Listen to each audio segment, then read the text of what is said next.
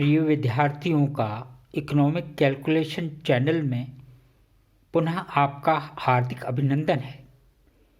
आज हम कीमत प्रभाव तथा उपभोक्ता के व्यवहार से संबंधित श्रृंखला में आगे का हम टॉपिक लेते हैं, जहां हम ये बताना चाहेंगे कि कीमत प्रभाव का अपघटन या डिकम्पोजिशन या ब्रेकिंग अप किस प्रकार किया जाए और हमारा उद्देश्य विभिन्न प्रकार की वस्तुओं के संदर्भ में होगा। लेक्चर शुरू करने से पहले सभी विद्यार्थियों से मेरी अपेक्षा है कि उन्होंने चैनल को सब्सक्राइब किया होगा, लाइक किया होगा और कमेंट भी किया होगा। और जो कमेंट्स मेरे पास आ रहे हैं उसके ऊपर मैंने आप लोगों की समस्याओं का समाधान भी किया है और आगे की वीडियो में आपकी समस्याओं को सम्मिलित भी कर रहा हूँ। हम अब शुरू करते हैं कि price change and consumer behaviour, price effect का हम अगर डिकम्पोजिशन करें तो सब्स्टिट्यूशन इफ़ेक्ट और इनकम इफ़ेक्ट में किया जाता है। एग्ज़ामिनेशन में चाहे वो प्रतियोगिता हो चाहे पाठ्यक्रम का हो, विद्यार्थी कुछ त्रुटियां करते हैं।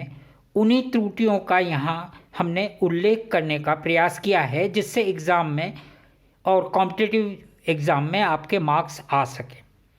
अब हम प्रारंभ करते हैं कि हमें विदित है, भाई हम सबसे पहले ये चीज़ लेते हैं कि हमें विदित है, हम जानते हैं कि उपभोक्ता का संतुलन हम किसको कहते हैं। हमें विदित है कि उपभोक्ता का संतुलन उस स्थिति को संदर्भित किया जाता है या उससे बताया जाता है जब उपभोक्ता अपनी आय तथा बाजार में वस्तुओं की कीमतों के दृष्टिगत या देखते हुए क्रय की गई वस्तुओं की मात्रा से अधिकतम संभव संतुष्टि प्राप्त करता है। यानी हमारी समस्या को शुरू करने के लिए उपभोक्ता का संतुष्टि का स्तर या संतुलन वस्तु की मात्रा, कीमत और आय से प्रारंभ होने वाली स्थिति है। अब यहाँ पर हमें ये विदित है कि एक उपभोक्ता के पास अपनी आय का स्तर है, दी हुई कीमत स्तर है जिस पे कि वो अपना संतुलन स्थापित करने का प्रयास करता है या अधिकतम संतुष्टि प्राप्त करने का प्रयास करता है। किंतु एक वस्तु की कीमत में अन्य वस्तुओं की कीमत की तुलना में क्या हो जाए, सस्ती हो जाए या महंगी हो जाए, परिवर्तन हो जाए, परिणाम क्या आएगा? परिणाम हम वस्तु का प्रतिस्थापन करेंगे या प्रतिस्थापन प्रभाव उत्पन्न हो जाएगा। अर्थात एक वस्तु की कीमत, उपभोक्ता का संतुलन, कीमत में परिवर्तन, प्रतिस्थापन प्रभाव का उत्पन्न होना या प्रतिस्थापन प्रक्रिया का अपनाया जाना। अब यहीं से हमारी आगे विभिन्न प्रकार से समस्या और समाधान है।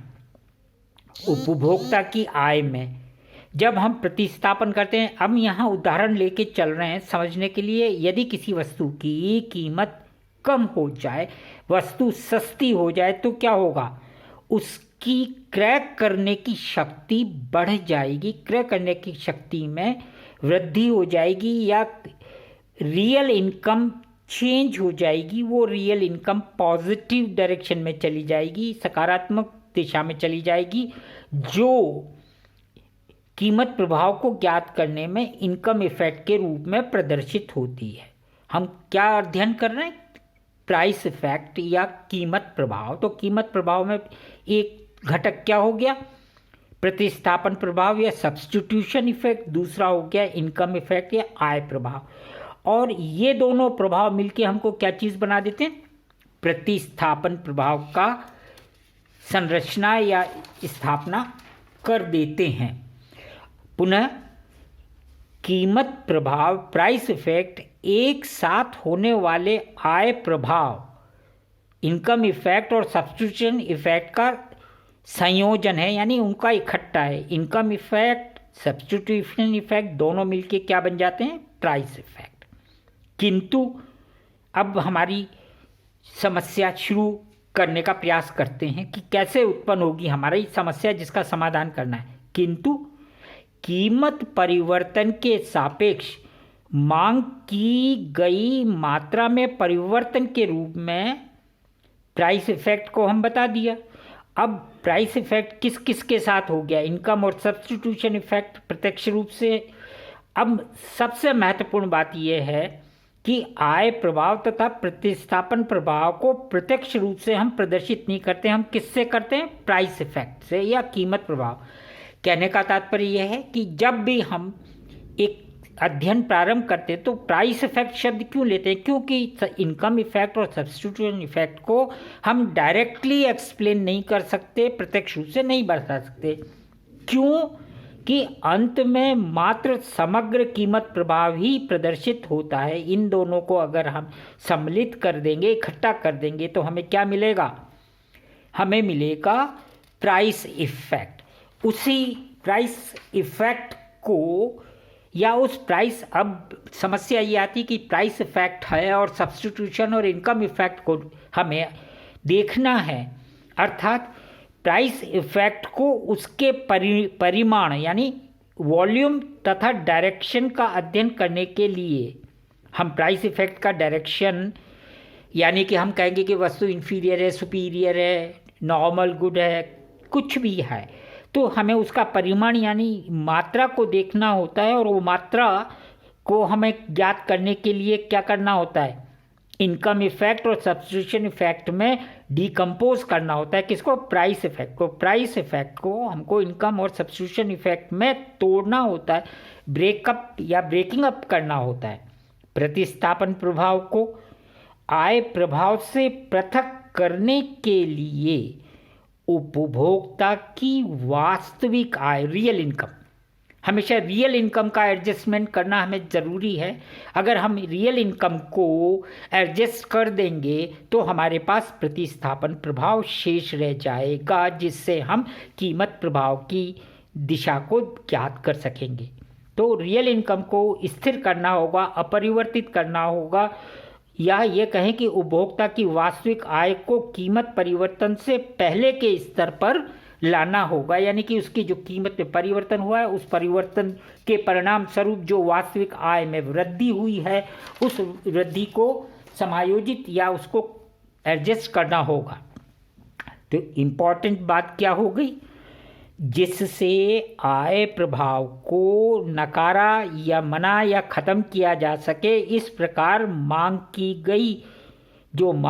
गई परिवर्तन की मात्रा है वो प्रतिस्थापन प्रभाव को बता देगी और हम इनकम इफेक्ट ख़त्म हो जाएगा। और यहाँ पर इस प्रकार प्रतिस्थापन प्रभाव प्राप्त करने के पश्चात कीमत प्रभाव तथा प्रतिस्थापन प्रभाव के मध्य के अंतर को हम आय प्रभाव के परिमाण से प्रदर्शित कर देंगे। तो इन शब्दों को आप पुनः सुनिएगा, सुनने के बाद याद मत कीजिए, समझिएगा। तो